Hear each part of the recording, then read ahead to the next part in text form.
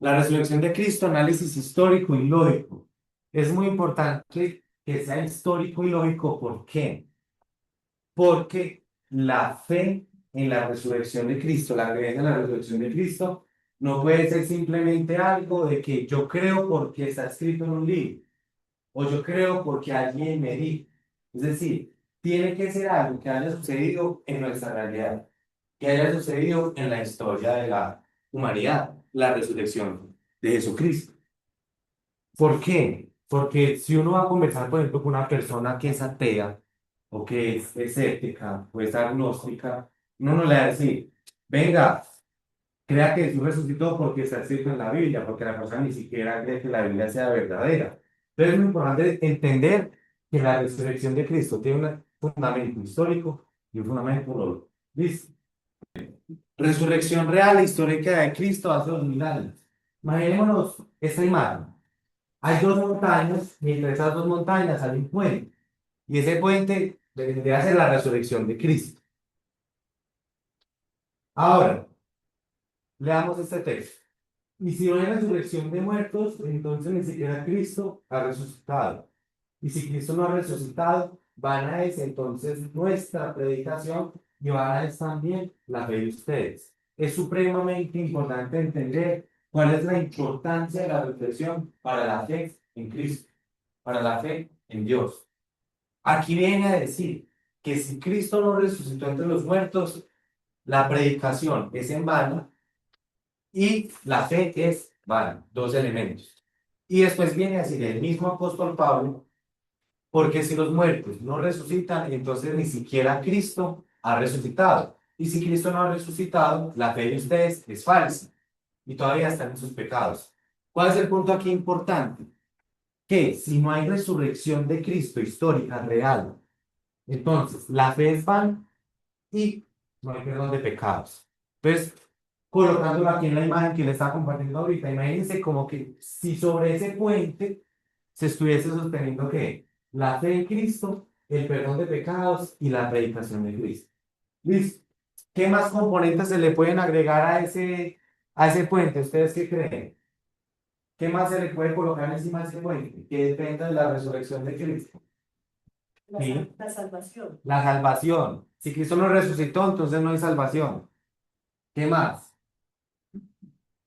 Tome el ¿Qué más podemos esperar ahí? Miremos aquí micrófono, ¿cuál es? otros textos. Es ese. Miremos aquí otros textos.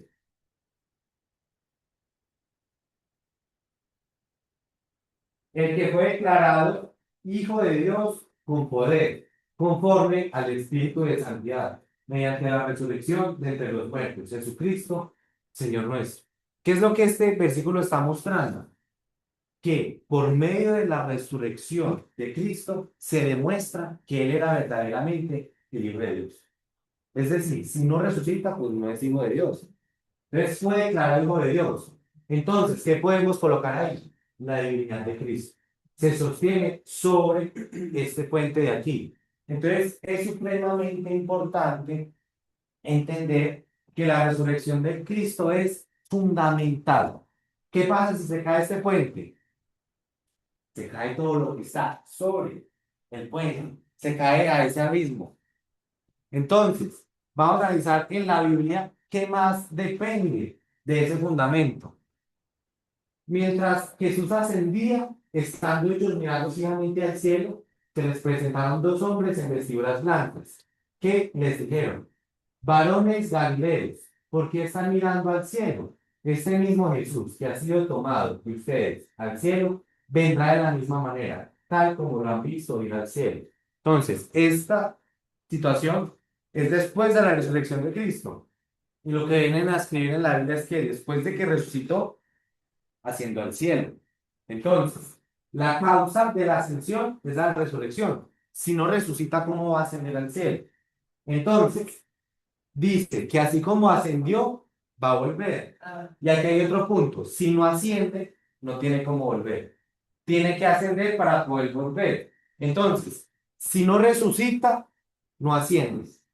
Y si no asciende, no vuelve Cristo.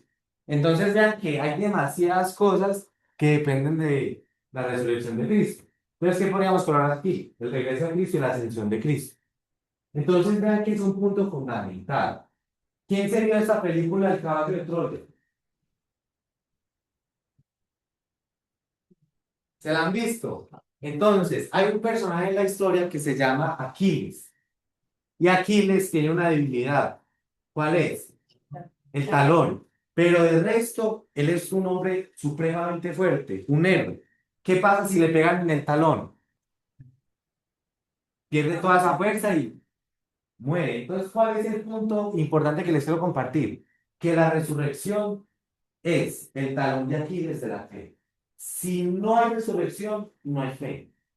No tiene sentido tener fe en Jesús. Pero si sí hay resurrección, entonces ya sería como que, como Aquiles, que sería un hombre muy fuerte. Entonces quería compartirles como esa imagen para nosotros entender la importancia de la resurrección. Entonces, esas otras cosas también se sostienen sobre la resurrección, la justificación, la esperanza de la vida eterna, que Jesús sea el Señor y la resurrección final. Ahora bien, ¿qué pasa si colocamos dos bombas en este puente? Se cae y todo lo que está sobre ese puente cae también.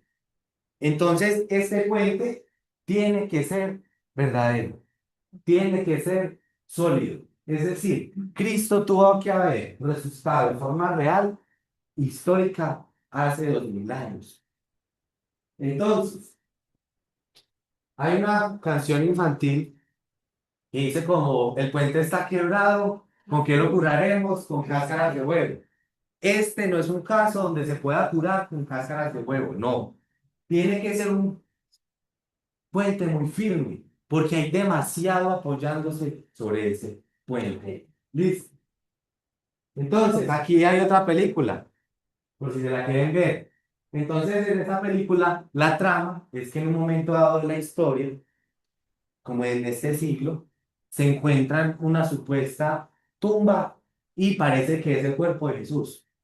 Y entonces, en una escena, este personaje se encuentra muy preocupado, pero profundamente preocupado, porque están haciendo todas estas investigaciones sobre este cuerpo, pero él ¿por qué está preocupado? Porque él sabe las consecuencias de qué, de que si se descubre que ese es realmente el cuerpo de Jesús, entonces Jesús no resucitó, porque estaría ahí el cuerpo.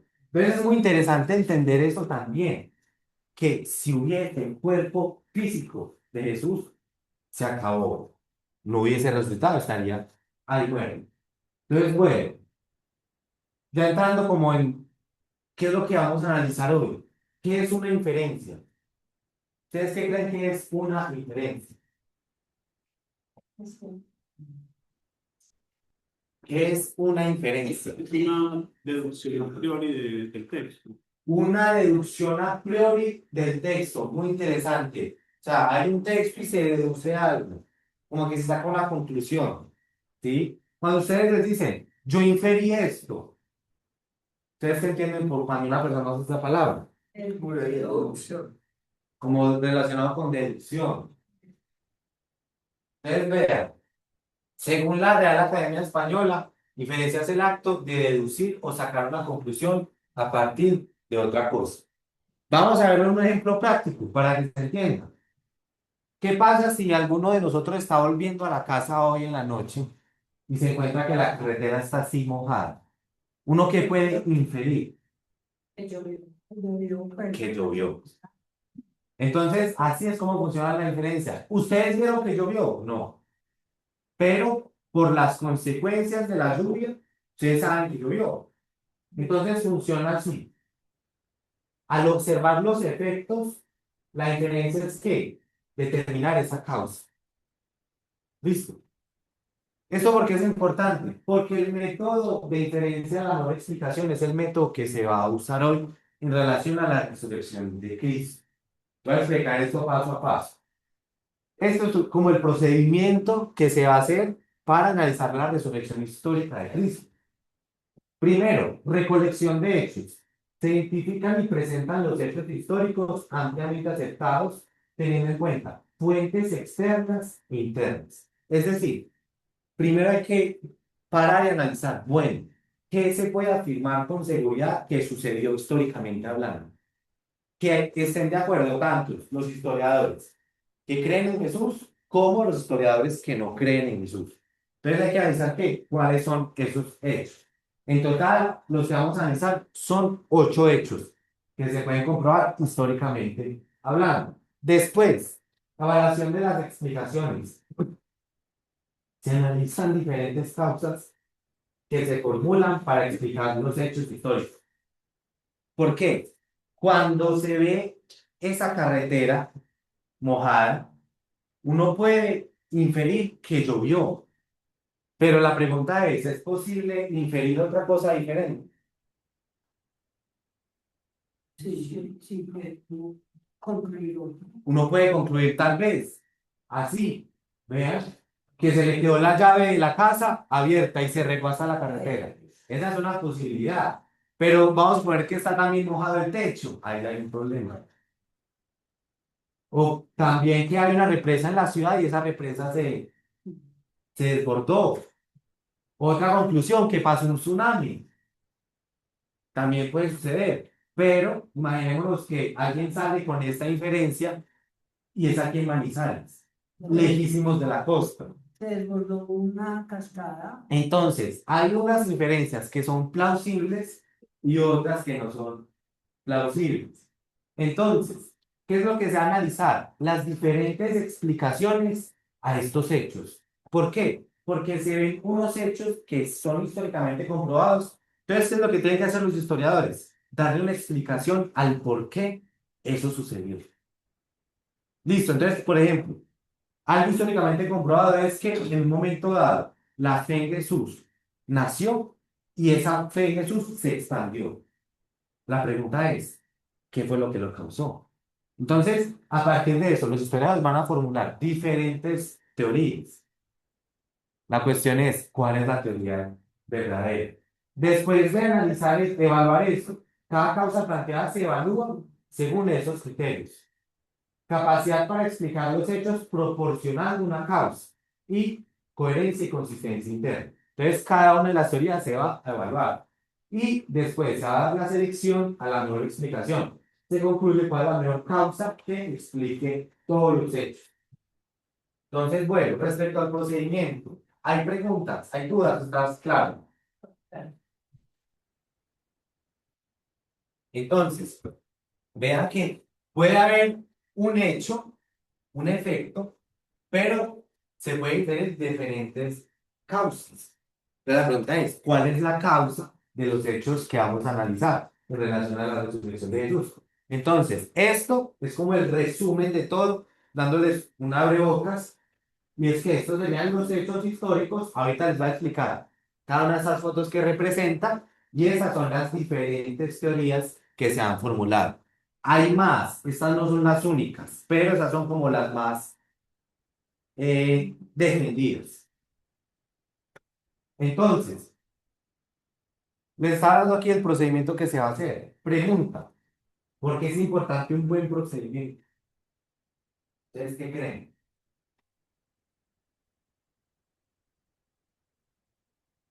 Para tener una interpretación clara. Tener una interpretación clara. ¿Qué más? En busca de la verdad. ¿Por qué es importante un buen procedimiento?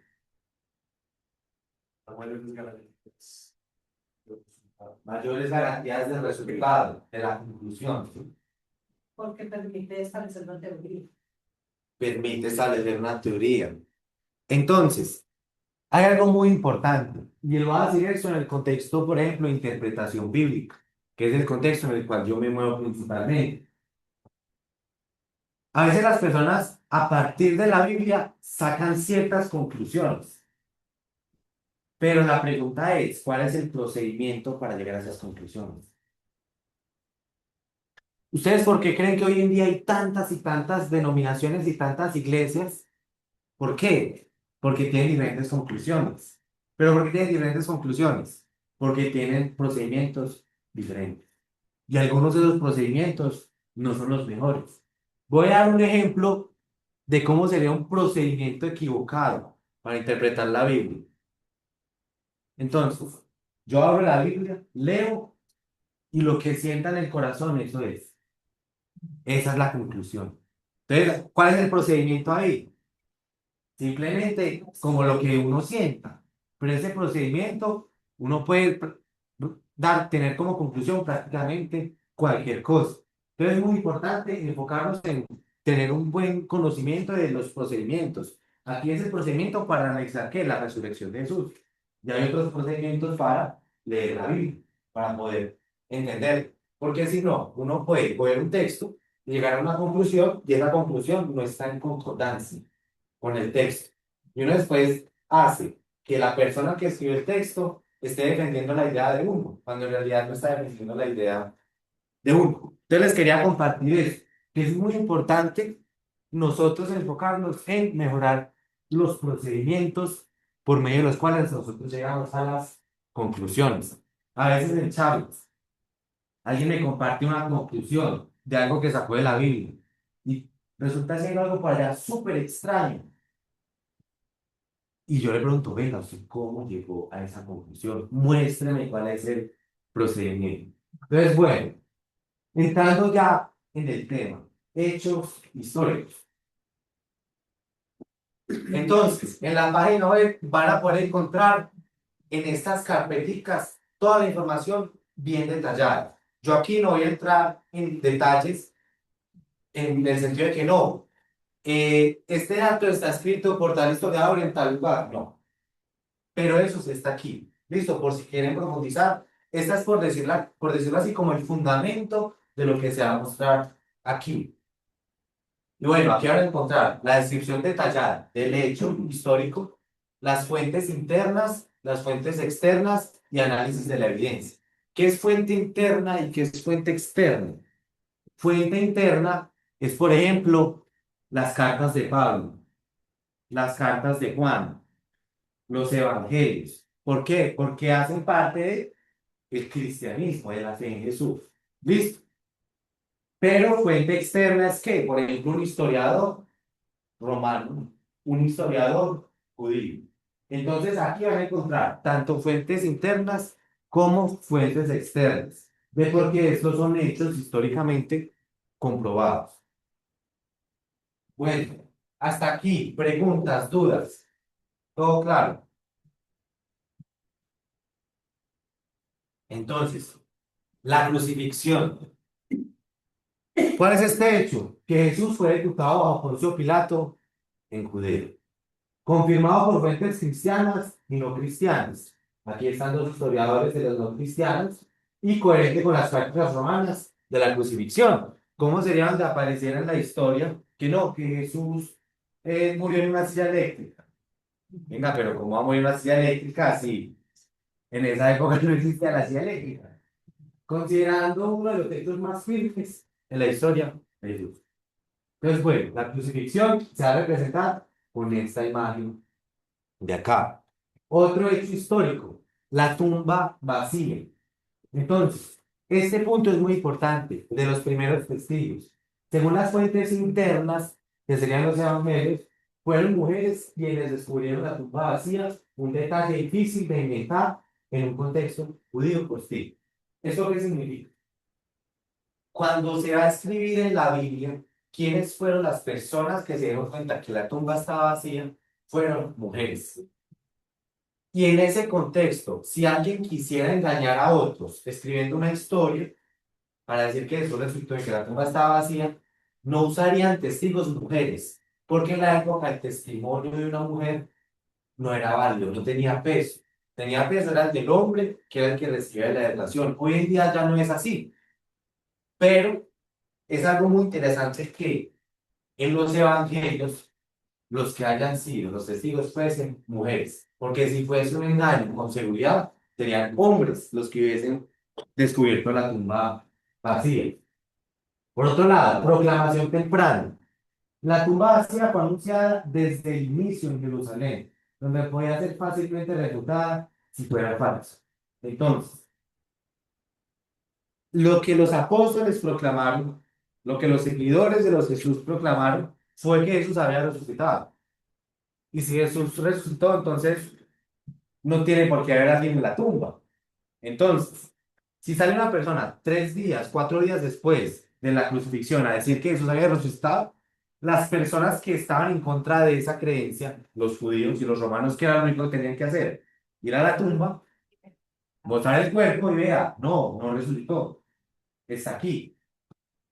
Y valor histórico. Cuenta con la testificación múltiple interna, aunque no existen fuentes externas independientes que confirmen el hecho. Entonces, los testimonios hacen parte de la Biblia, hacen parte de los evangelios. ¿Y cuál es el punto fundamental que les quiero compartir? Que las personas estaban diciendo en la época que esto había resultado. Y la solución más fácil para los que estuvieran en contra era simplemente coger el cuerpo, sacarlo de la tumba y mostrar que no había resucitado. Entonces, por eso es que la tumba vacía se considera un hecho históricamente comprobado. Porque de al no haber estado vacía, simplemente los opositores hubiesen ido a la tumba y sacado el cuerpo.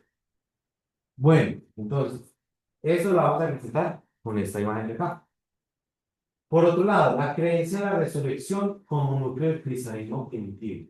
Eso yo ya se los mostré ahorita al comienzo, que en los textos de Pablo, en los textos del Nuevo Testamento, la resurrección es fundamental. Entonces, algo que históricamente se puede mostrar es que las personas estaban convencidas de esa resurrección. Y esa resurrección hacía una parte fundamental de la fe. Los primeros discípulos estaban convencidos de que Jesús había resucitado. Esa creencia transformó sus vidas y motivó la expansión del movimiento. Fuentes externas. Luciano Zamatosi y Josefo confirman que la creencia era conocida fuera del círculo cristiano. Lo verificado históricamente es la existencia, centralidad y fuerza de esta creencia en los orígenes del cristianismo. Entonces, ¿cuál es el hecho? En la época había personas convencidas de que Jesús había resucitado y hacía parte fundamental de la fe. La pregunta es, ¿cuál fue la causa de que ellos hayan creído eso? Entonces, son preguntas que son muy interesantes hacerlas a la luz de estos hechos históricos. Lo vamos a revisar con esta imagen. Otro hecho histórico, la persecución y martirio de los primeros cristianos. ¿Por qué ustedes creen que las personas que proclamaban creer en Cristo en la época, en ese contexto, eran perseguidas, eran excluidas, en algunos casos eran martirizadas? Martirizadas significaban que eran muertas por causa de la fe. Por un lado, los judíos. La proclamación de Jesús como Mesías resucitado generó conflictos con la dirigencia religiosa y provocó tensiones entre familias y comunidades sinagogales. ¿Por qué? Imagínense una familia judía ortodoxa de la época tradicional y de repente aparece un hijo, de repente aparece, no sé, el papá o la persona que sea de la familia diciendo, no, yo creo que Jesús es el Mesías, yo creo que Jesús es el Salvador. Eso va a crear, ¿qué? Un conflicto dentro de la misma familia. Y en Roma, la negación de los cristianos a participar en el culto del emperador y proclamar que a Jesús como Señor fue vista como un desafío político y religioso al orden imperial. Porque en la época, el emperador, el César, era considerado que Señor, era considerado como una divinidad. Y los cristianos que creían que Jesús era el Señor se negaban a afirmar que el César era el Señor, sino que ellos decían, no, el Señor es Jesús. Entonces, esto iba a terminar causando ¿qué? Problemas sociales, problemas en la comunidad en lo que ellos estaban. En algunos casos, las consecuencias de esto eran hostilidad social, exclusión comunitaria, sanciones legales y en algunos casos, ejecuciones y martirio. Entonces, la pregunta es, si las personas estaban bajo estas amenazas, bajo estas complicaciones, ellos ¿por qué van a continuar sosteniendo la fe en Jesús? Porque tenían que renunciar a ciertos estatus social, a ciertos beneficios sociales y iba a ser algo que iba a terminar trayendo una incomodidad a sus propias vidas. Entonces, este es otro hecho histórico. Lo vamos a representar con esta imagen de acá.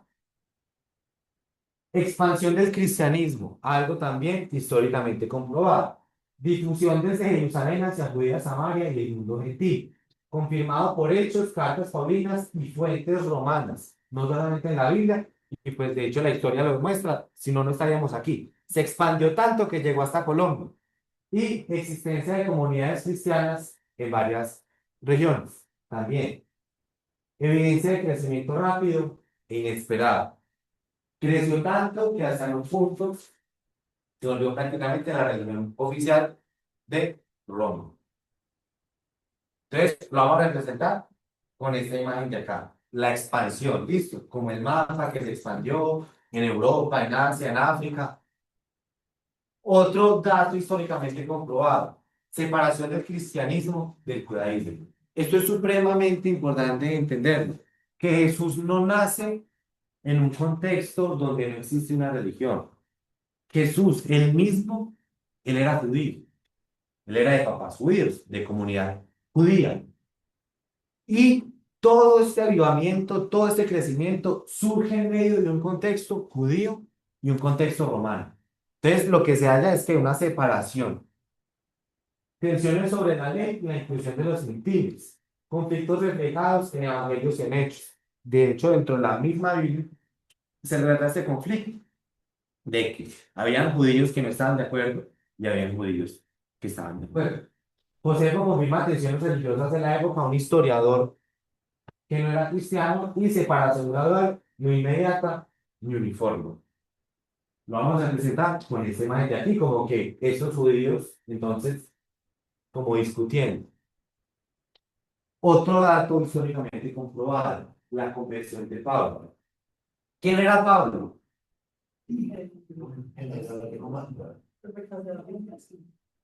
No. Pablo era un general, era un perseguidor de cristianos. Él era fariseo, él era romano, Tenía un estatus. y él pasó de ser perseguidor a apóstol del cristianismo. Es decir, él pasó de perseguir a los creyentes en Jesús a ser perseguido. Fue un cambio radical en su vida. La pregunta es, ¿qué sucedió? ¿Qué fue lo que pasó en la vida de ese hombre? Esto es confirmado por cartas paulinas, hechos y tradición posterior. Cambio radical en creencias y misión. Él experimentó algo sobrenatural. Él mismo en sus cartas afirma haber tenido un encuentro con Cristo resucitado, pero históricamente transformador. ¿Qué se quiere decir con esto de históricamente transformador? Que eso que él experimentó tuvo una consecuencia histórica. Él es el mayor plantador de iglesias en su época. Él viaja a un lugar, él viaja al otro, llevando la noticia, el evangelio, de que Jesús había muerto por los pecados de nosotros y que había resucitado. Lo vamos a representar con esta imagen de acá, o representando un Pablo antes y un Pablo después. Transformación de Santiago, hermano de Jesús. Este aquí es otro punto fundamental. Santiago, el hermano de Jesús. ¿Qué fue lo que sucedió? Él era escéptico. Él no creía que su hermano Jesús fuese el Hijo de Dios. No creía que fuese el Mesías. Pero pasó a ser líder de la iglesia en Jerusalén. Una posición muy importante. Y esto es testificado. En 1 Corintios en Hechos, tiene una cercanía con Jesús. Y esto da un peso histórico. ¿Por qué? Yo se los digo desde el lado personal. Vamos a suponer que yo intento convencer a todas las personas que yo soy el Hijo de Dios y el Mesías y el Salvador del mundo. Yo les puedo asegurar, la última persona en creerme va a ser mi hermano. La última. Esa es la última en creerme. Entonces es súper interesante que el hermano de Jesús haya creído. Conversión difícil de explicar sin un evento decisivo. Entonces, esto lo vamos a representar con esta imagen de acá. Entonces, ya vamos a analizar qué, la diferencia. Como bueno, ¿cuál fue el hecho que causó todo eso? Entonces, frente a esta evidencia histórica, las personas que se niegan a creer en Jesús buscan dar explicaciones diferentes, formulan teorías. Y vamos a analizar qué, esas teorías. Pero antes de comenzar, una pregunta para reflexión individual. Si Cristo realmente resucitó y si es el Hijo de Dios, yo personalmente creería en Cristo. Es una pregunta para que cada uno se haga individualmente. ¿Por qué? Porque puede ser que la persona, aun con toda la evidencia, aun con todo digan, no, yo no quiero creer en Cristo. Pero entonces los quiero invitar a preguntarse, ¿por qué? Si está la evidencia, si resucitó y si es verdad, esto suponiendo que sea verdad, ¿por qué no? Y tal vez la razón no sea una cuestión de saber qué es verdadero y qué es falso, sino que sea tal vez una intención del corazón, un motivo del corazón, algo que no tiene que ver como que resucitó o no resucitó.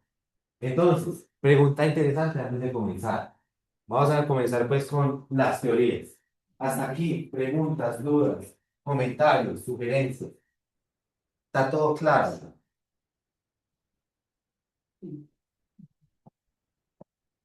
Repito nuevamente este pedazo de acá. Esta parte de la derecha son los hechos históricos, que ya los explicamos, ya los mostramos. Y lo que se va a analizar ¿qué? Es qué fue lo que causó esto. ¿Qué fue lo que causó eso? Esa es la gran pregunta histórica. Recuerden el ejemplo de ahorita.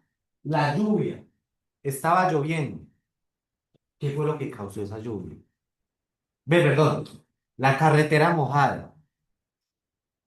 Recuerden lo que estábamos viendo ahorita. La carretera mojada. La pregunta es, ¿qué fue lo que causó esa carretera mojada? Entonces, tal vez alguien salga con una teoría que no, fue un tsunami, pero no, resulta que la costa está lejísimos. Entonces, la pregunta es, de estas teorías, ¿cuál es la más plausible? ¿Cuál es la que mejor responde a los acontecimientos históricos? Entonces, bueno, vamos a analizar estas y aquí en la página web van a encontrar mucho más detalle. ¿Listo? Por si quieren leer. Y aquí van a encontrar la descripción, la comparación con los hechos, fortalezas, debilidades y una evaluación. Comenzamos con la primera, teoría del desmadre. ¿Qué es lo que sostiene esta teoría? Sostiene que Jesús no murió realmente en la cruz, sino que solo quedó inconsciente. Es decir, que Jesús, allá crucificado, en un momento dado se desmayó y la gente creyó que estaba muerto. Y entonces después lo bajaron de la cruz, lo perforaron con la lanza, lo llevaron a la tumba y entonces allá despertó, pasó el desmayo. Esa es una teoría. Fue bajado de la cruz en estado de coma y luego revivió en la tumba. A recuperarse, a recuperar fuerzas, salió de la tumba y se presentó a sus discípulos. La resurrección fue solo aparente en un evento sobrenatural. Esa es una teoría. Tiene sus defensores en la página web. Pueden encontrar quiénes son y ya representar con ese gente aquí. Ahí ya todo. Vuelto nada. De repente despierta. Esa es la teoría. Ahora bien, ¿ustedes cuáles creen que son los problemas o los puntos positivos de esta teoría? Porque hay que analizar también los puntos positivos. Un punto positivo, por lo menos acepta que fue crucificado. ¿Listo? Acerca de la tumba vacía. ¿Cómo la pudo Acepta de la tumba vacía, pensar de crucificado? pero la pregunta es, ¿cómo movió la piedra desde adentro en ese estado todo machacado? Pero me explica. ¿Cómo salió? No sé, alguien abrió la tumba y salió caminando. ¿Listo? Y ya después que va hacia la tumba. Pero ¿y entonces cómo explica que hayan creído que resucitó? Claro. ¿Cómo? Pero, ¿qué es lo que pasa? Si él sale de esa tumba y sale todo lesionado, todo machucado de la cruz y se encuentra con los discípulos, eso no van a decir que resucitó, van a decir sobrevivió. El mensaje no va a ser que resucitó, porque como ellos lo cuentan, es que resucitó en un cuerpo glorificado, en gloria, y que gloria a Dios y todo. Pero como esa teoría, más bien los discípulos dirían, qué pesar, ayudemos. Pero esa no es la historia como la cuentan los discípulos. Entonces, esta teoría tiene problemas muy serios. Improbabilidad médica, flagelación, crucifixión y lanzadas imposible de sobrevivir. Los romanos no eran novatos en crucificar gente. No, ellos eran expertos en crucificar gente. Entonces, afirmar que alguien crucificó, que alguien sobrevivió a la crucifixión no tiene sentido. Improbabilidad de recuperación. No podía mover la pesada piedra del sepulcro ni aparecer activo. Es decir, si aparece, aparece pero arrastrando. Y la gente no va a decir resucitó, va a decir revivió. Transformación de los discípulos. Un Jesús débil no había inspirado fe ni la conversión de Pablo. Falta de evidencia histórica. Todas las fuentes antiguas afirman que murió. Contradicción con el testimonio cristiano. Aparece con cuerpo glorificado, no solo un cuerpo recuperado. Y mensaje real histórico. Sería, sobrevivió y no resultó, lo que no coincide con la proclamación temprana. Y si hay evidencia de la proclamación temprana, pero que estaban proclamando los cristianos en esa época era que había resultado. Segunda teoría, teoría del Corán.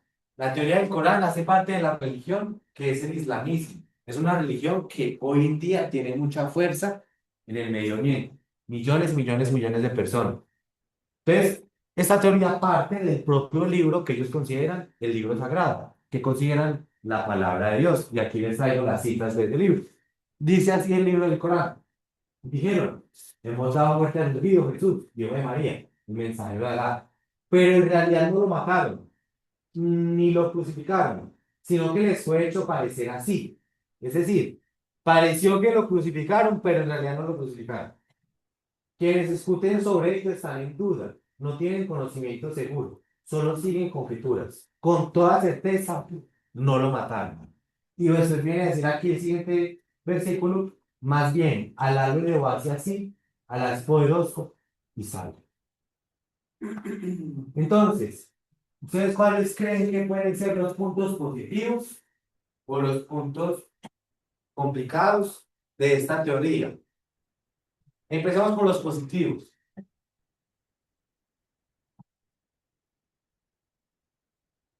Explica la tumba vacía porque pues ni siquiera lo sepultaron. Entonces la tumba estaba libre. La crucifixión. La crucifixión la niega. Y eso ya es un problema muy grande porque entra en incoherencia con la historia. La resurrección estaba bueno. Y aquí hay un tema muy interesante. ¿Por qué? Para morir es necesario estar ¿qué? Vivo. Para resucitar, muerto. Entonces, ¿cómo van a decir que no lo mataron? Y la proclamación de los discípulos era que había resucitado. Si hubiese sucedido como cuentan en el Corán, no hubiesen dicho que resucitó. Habían dicho simplemente fue elevado al cielo. Pero la proclamación era clara, resurrección. Y para poder resucitar, necesario estar muerto. Entonces vean que no encaja bien esa teoría de Corán. Análisis. Contradice fuentes externas confiables, Tácito y Josefo, que no eran ni siquiera cristianos, que confirman la crucifixión. No explica la tumba vacía ni la proclamación temprana de la resurrección. No justifica la transformación de figuras escépticas como Pablo y Santiago, tampoco. Y aquí hay un punto que hay que tener en cuenta. Eso que yo les mostré ahorita del Corán, de ese texto del islamismo, que es una religión muy importante, fue redactado 600 años después de los hechos. Entonces la pregunta es, ¿qué es más confiable? ¿Los relatos de los apóstoles, los relatos de Tácito y Josefo, o algo que alguien escribió 600 años después? Sin testigos oculares ni fuentes contemporáneas. Menos confiable que evidencia temprana. Esa es la evidencia temprana. Entonces, aquí ya es un punto delicado respecto al Islam. La pregunta es, si ellos dicen que ese libro tiene toda la verdad, ¿cómo es posible que ese libro tenga una contradicción con la propia historia? Entonces, esta teoría tampoco es válida. Teoría del robo del cuerpo. Esta es otra teoría. ¿Cuál es la teoría? Que el cuerpo de Jesús fue robado de la tumba por sus discípulos. Ellos luego anunciaron que había resucitado. Explica la tumba vacía como un fraude deliberado, voluntario, y el cristianismo se originó de una humildad consciente. Entonces, ¿cuál es esta teoría? Que Jesús murió. Listo. Lo sepultaron. Y después los discípulos armaron una conspiración y dijeron, no, vamos a decir que resucitó. Y para que nos crean, entonces vamos a robar el cuerpo. Entonces fueron, de alguna forma, los que estaban vigilando la tumba, No sé qué hicieron con ellos, movieron la piedra, sacaron el cuerpo y lo desaparecieron. Y después esos mismos discípulos fueron excluidos socialmente, fueron perseguidos y muchos de ellos murieron por defender una mentira. Entonces, es una teoría complicada. Entonces, bueno, ¿ustedes qué creen aquí? ¿Qué explica y qué no explica? La crucifixión Sí. la explica. Vacío también. La tumba vacía la explica también. ¿Por qué creían que resucitó? También porque de cierta forma fue un mensaje que se propagó, pero porque estaban dispuestos a ser perseguidos. Porque estaban dispuestos a ser perseguidos. Y hay muchos de ellos porque estaban dispuestos a morir por algo que era mentira. Y además, esa mentira les iba a traer problemas. No era que les fuese a traer dinero, no era que les fuese a traer poder, no. Explica más o menos la expansión, de una forma muy clara, pero la explica. También la división y esas dos conversiones, tampoco las explica. Entonces, bueno, por eso dice el doctor Fracture. Esto me apareció hoy, él lo publicó en la red social de él. Decía así la publicación. Podemos confiar en el testimonio de los testigos populares del Nuevo Testamento. Después de todo, no es posible que simplemente se inventara la historia. Claro que es posible, pero no tenían nada que ganar y sí mucho que perder. Entonces, es otro punto histórico importante para analizar. Entonces, análisis de esto. Un grupo pequeño y sin poder, improbable mantener un fraude bajo vigilancia y riesgo de muerte. También entendiendo que a los que menos le interesaba la historia de un Cristo resucitado eran los judíos y a los romanos.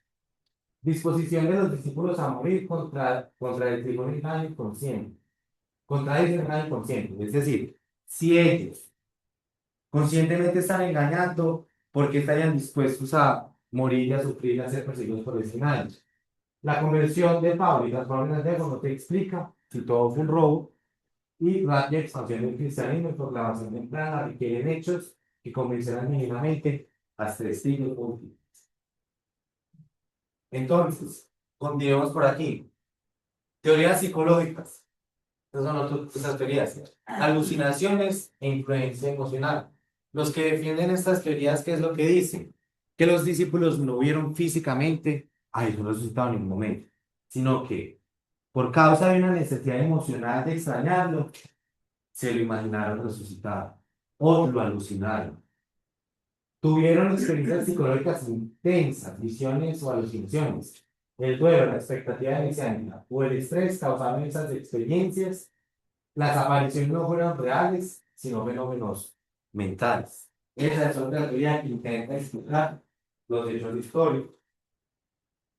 Y también fue algo que se desarrolló mucho con el desarrollo de la psicología en el siglo anterior y en este siglo, fue algo que tomó mucha fuerza. Ahora bien, o sea, ¿ustedes qué creen de esto?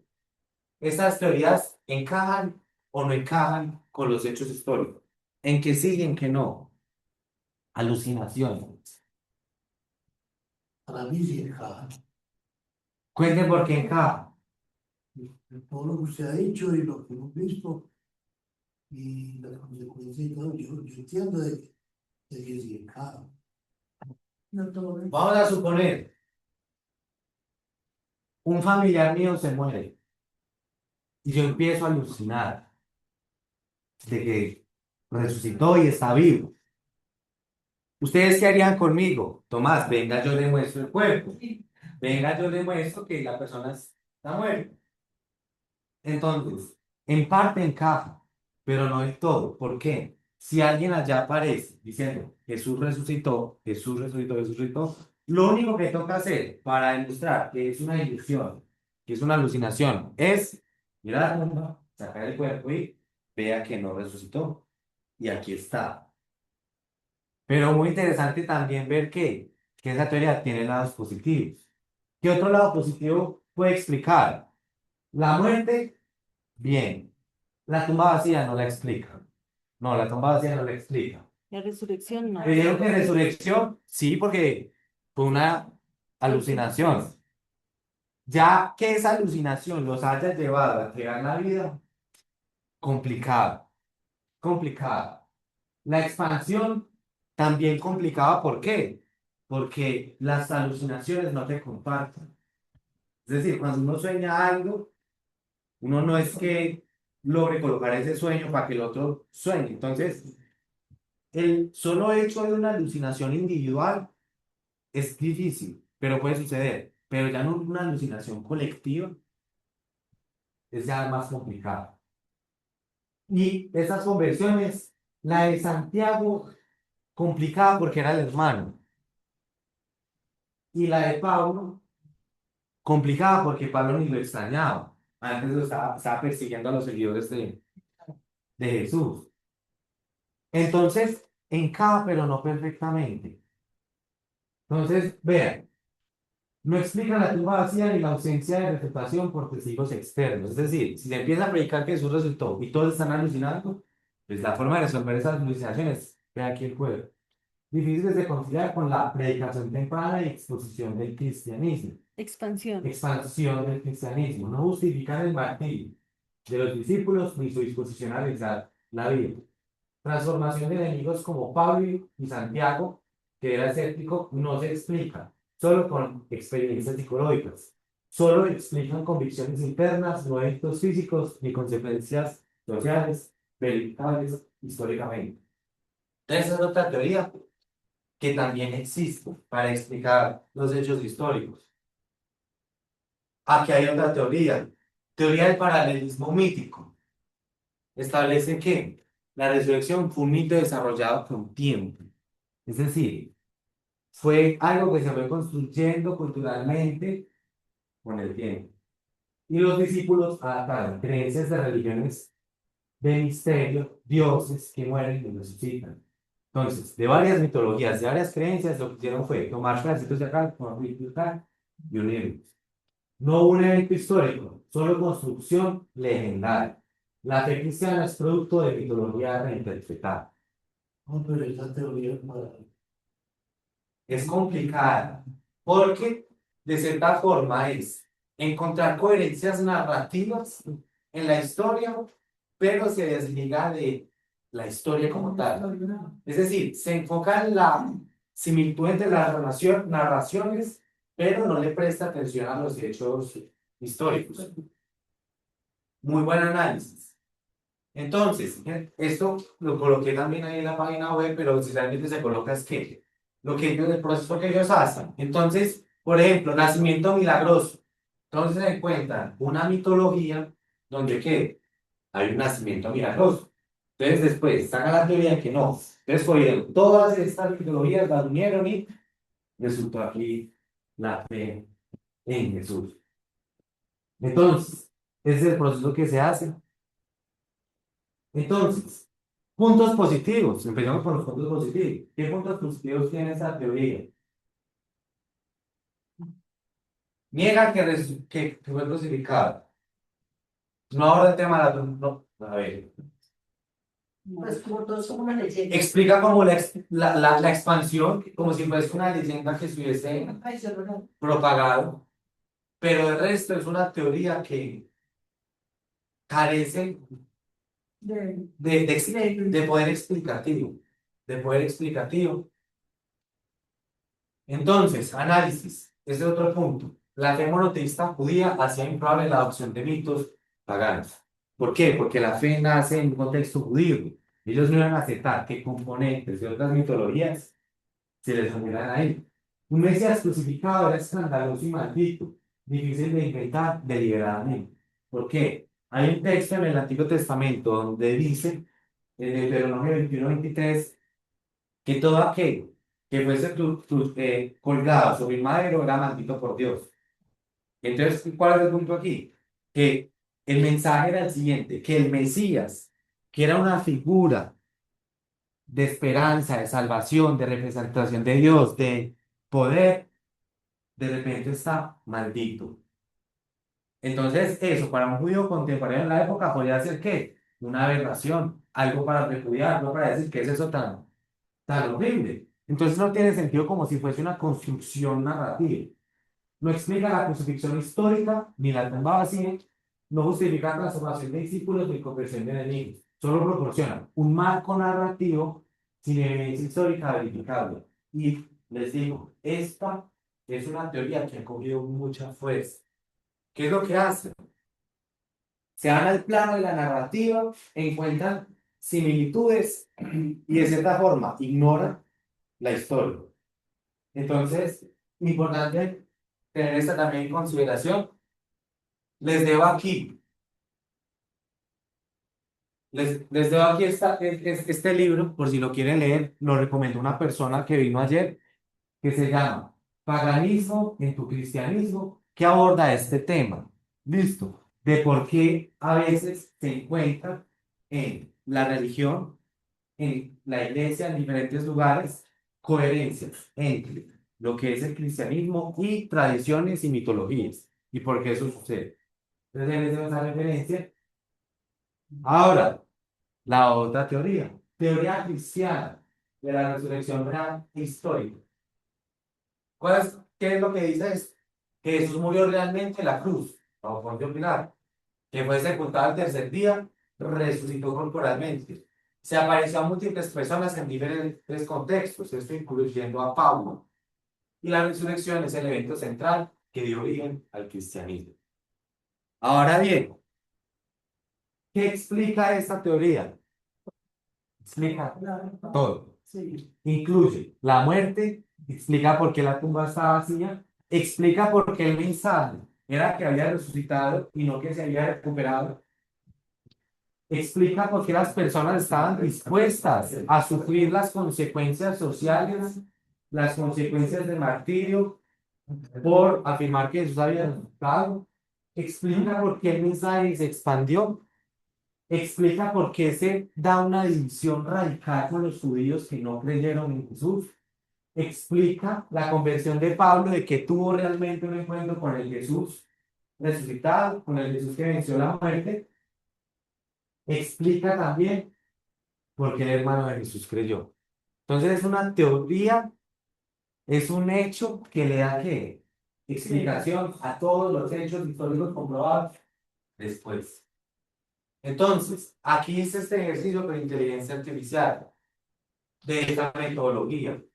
Y es cada teoría analizada y un porcentaje qué tan plausible es que esa teoría sea verdad. Entonces, teoría del desmayo entre 15 y 20. Teoría del Corán entre 10 y 15. Muy bajo. Teoría del rol del cuerpo 10 y 15. Teorías psicológicas, que era la que ustedes consideraban que más o menos encajaba, le dio algo medio alto, pero sigue siendo muy bajo. Entre 20 y 25. Teoría del paralelismo mítico 15 y 20. Y ya la teoría. El hecho de la resurrección real histórica le colocó 85 y 95. Supremamente alto. Supremamente alto. Entonces, eso fue lo que escribió también ahí en análisis de la inteligencia artificial. Aquí estamos analizando inteligencia artificial, ya vamos a analizar otro análisis ya de un humano muy inteligente.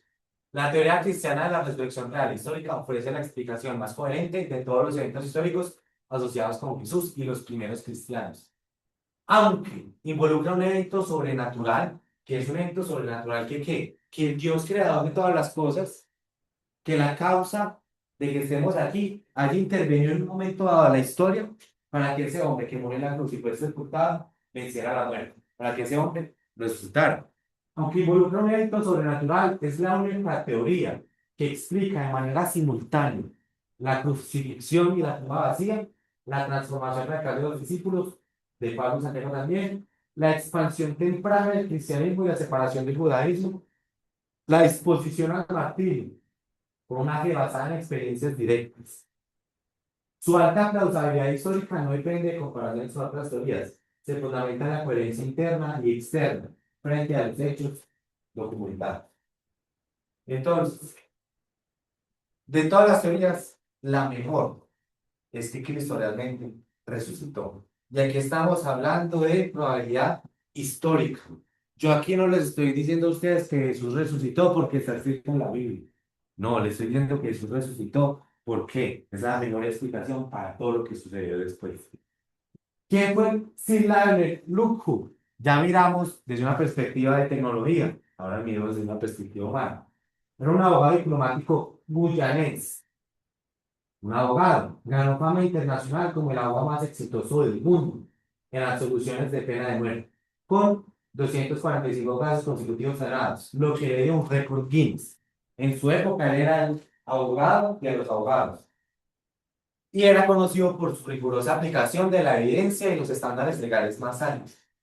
Y sucede que este abogado, él era escéptico, él no creía en Jesús, él no tenía fe en Jesús, pero en un momento dado de su vida él decidió que aplicar lo que él sabía para analizar evidencia sobre los datos históricos. Y después sucede su conversión. Luke era escéptico respecto a Cristo. Se propuso investigar la resurrección de Jesús aplicando los mismos criterios que usaba en un tribunal de justicia. Tras su estudio de los evangelios, de fuentes históricas y de la evidencia de la expansión temprana del cristianismo, concluyó que la resurrección de Jesús era el hecho más probable de la historia. Se convirtió a Cristo en 1978. Un abogado que no creía en Jesús, analizando que la evidencia, concluyó que la causa de esa evidencia era que Jesús había resucitado, había vencido la muerte. Dice así, una de las citas que tiene: he pasado más de 42 años como abogado en las cortes más altas y me parece que la evidencia de la resurrección de Jesucristo es tan concluyente que es imposible refutarla. La evidencia es abrumadora para cualquier tribunal imparcial. Un abogado que tenía mucha experiencia con tribunales. Una cosa es que Tomás aquí, que no es abogado, sino que se dedica a interpretar la Biblia, está diciendo eso. Otra cosa es un abogado. Y un abogado de esa categoría. Después de su conversión, Lucas se dedicó gran parte de su vida a defender públicamente la fe en Cristo y a presentar la resurrección como el fundamento histórico del cristianismo, de la fe en Jesús. Entonces, ahí les dejo dos datos. Uno, análisis de inteligencia artificial y otro análisis de un abogado muy reconocido. Hay más, hay muchos más, pero estos son dos que les quise traer. Entonces, las teorías escépticas no explican bien los hechos históricos. La resurrección es una realidad histórica y da una explicación más coherente de los datos que cualquier otra teoría. Entonces, pregunta: si Dios, el creador de todas las cosas, le quisiera demostrar al mundo que la muerte no es el final, que la muerte tiene solución, ¿cuál sería la mejor forma de mostrarlo? Por medio de una resurrección. Y qué mejor que la de su propio hijo. Entonces, es una pregunta muy interesante de plantearse. Si Dios quisiera traer esperanza, si Dios quisiera mostrar que Él tiene la solución para la muerte, que Él puede vencer la muerte, que esta vida no es el final, ¿cuál es la mejor forma de hacerlo? Por medio de una resurrección. Y es importante entender que es una resurrección que sucede en un punto estratégico del mundo. Es decir, eso no fue allá en una esquina, por allá en Nueva Zelanda, en Japón, no, fue en el centro de Europa, de Asia y de África. Y en una época en la cual el lenguaje universal a causa del Imperio Romano era ¿qué? El griego. Entonces, el mensaje de que Jesús había resucitado podía expandirse con facilidad. Porque imagínense que Jesús llega, muere y resucita en un lugar donde la gente que habla ese idioma solamente se lo va pequeñito. Ese mensaje no se va a lograr propagar. Entonces, Jesús aparece en el momento perfecto de la historia. ¿Para qué? Para que cuando muere y resucite, las personas que hablan bien en un contexto romano, donde hay vías para transitar lo que es el Imperio Romano, ese mensaje se expande. Entonces, por medio de Jesucristo, Dios está hablando. Está hablando que esta vida no es el final. Está hablando que hay vida después de la muerte, de que hay esperanza, de que Él tiene solución de la muerte. Y lo hace por medio de Jesucristo, resucitando. Y habla en un contexto donde ese mensaje, esa esperanza, se puede expandir, que es el contexto del Imperio Romano. Y por eso fue que se expandió. Por eso fue que se propagó. Rompiendo las barreras del idioma, rompiendo las barreras de la comunicación, rompiendo las barreras de las distancias de la época, como había carreteras, como había caminos, como había un solo idioma, que era el griego, entonces ese mensaje pudo propagarse. Entonces, les quiero decir que si Dios le quisiera demostrar al mundo que la muerte no es el final, que la muerte tiene solución, ¿cuál sería la mejor forma de mostrarnos? Una resurrección. ¿Y cuál es el punto? Que ya lo hizo. Ya lo hizo por medio de Jesucristo. Dice así, uno de los apóstoles, en primera de Pedro, capítulo 1, versículo 3 al 4. Bendito sea el Dios y Padre de nuestro Señor Jesucristo, quien según su gran misericordia nos ha hecho nacer de nuevo una esperanza viva, mediante la resurrección de Jesucristo de entre los muertos, para obtener una herencia incorruptible, inmaculada, que no se marchitará, reservada en los cielos para ustedes. Entonces, la resurrección de Cristo es algo que viene a traer esperanza. Esperanza de que hay un Dios dispuesto a dar vida, dispuesto a vencer la muerte. Y para que nosotros tengamos esta esperanza, no una esperanza muerta, sino una esperanza viva y un fundamento, que es la resurrección, de que todo esto es verdad, de que podemos confiar en Jesús, de que podemos confiar en que resucitó. Y ese hombre que resucitó, no resucitó simplemente como para que vean cómo soy de poderoso y logro resucitar, no, sino que ese hombre que resucitó fue el mismo hombre que murió por los pecados. Entonces la resurrección representa que Dios queriendo dar su vida, Dios queriendo dar esa vida eterna por medio de Jesucristo. Y por eso, próximo tema para la próxima semana, la salvación, la fe, las obras y la justificación. Entonces, como les digo, la resurrección de Jesucristo es algo que da esperanza. Es un mensaje que Dios no nos ha abandonado aquí en medio del espacio, en un lugar donde nosotros vivimos un rato y morimos, sino que Él tiene la solución a la muerte. Él tiene esa salvación. Y se va a explicar bíblicamente qué es la salvación. ¿Listo? Entonces, bueno, ese fue el tema de hoy. Preguntas, dudas.